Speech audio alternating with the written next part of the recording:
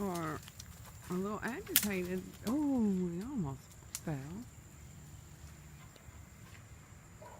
this morning, and I think I have figured out their agitation. We had a new kitty cat.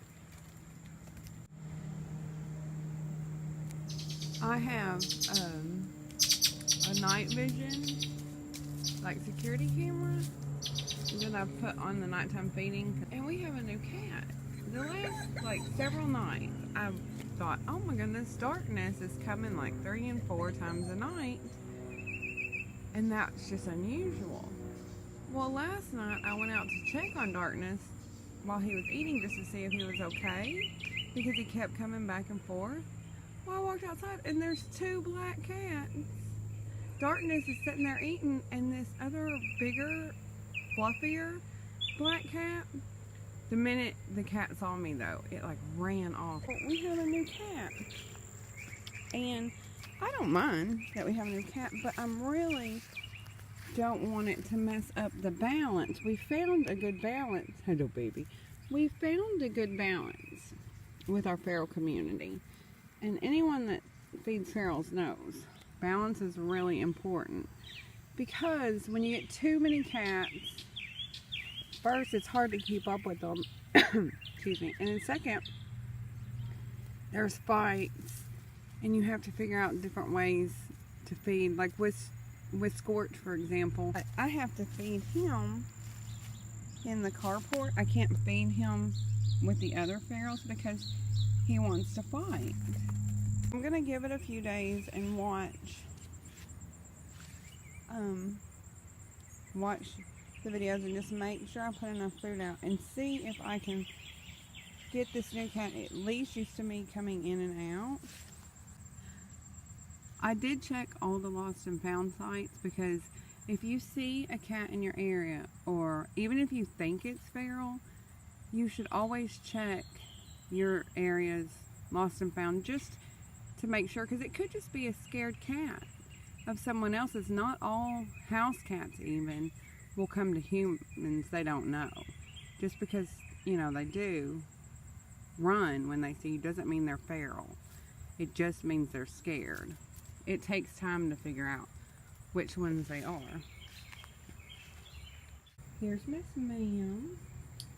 She is still, you can tell, I don't know if she's just a little freaked out from the vet or what. But she's not been as playful the past couple days, or the past 2 days. But the last thing that I wanted to say on the feral cat colonies or communities or whatever you want to call them is, on the balance, you do have to watch.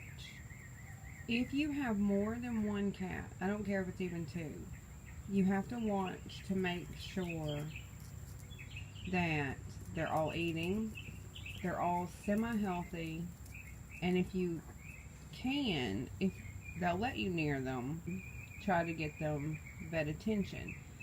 But the reason for saying this is, last fall we had a bunch of cats. We had Genji, we had One Ear, we had Princess, we had Cuddles, we had Darkness, we had Lagatha, we had a couple others that would come and go, and Scorch.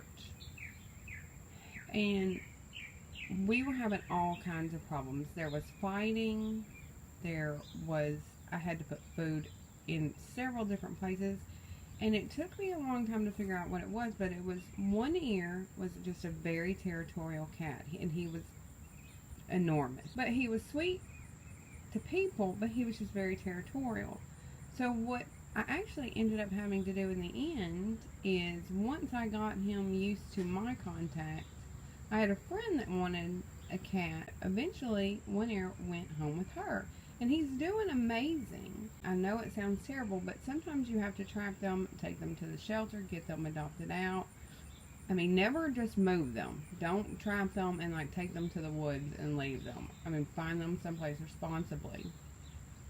But it is really important, because all the other cats they had injuries all the time. They weren't eating very good. Princess still will not come over here. An older gentleman now feeds her that lives farther down the street. But that's it. I know it's long and rambling, and I'll edit it as much as I can, but I really feel like that part is important. I had to film this, but it's going to be grainy because it's on my iPad.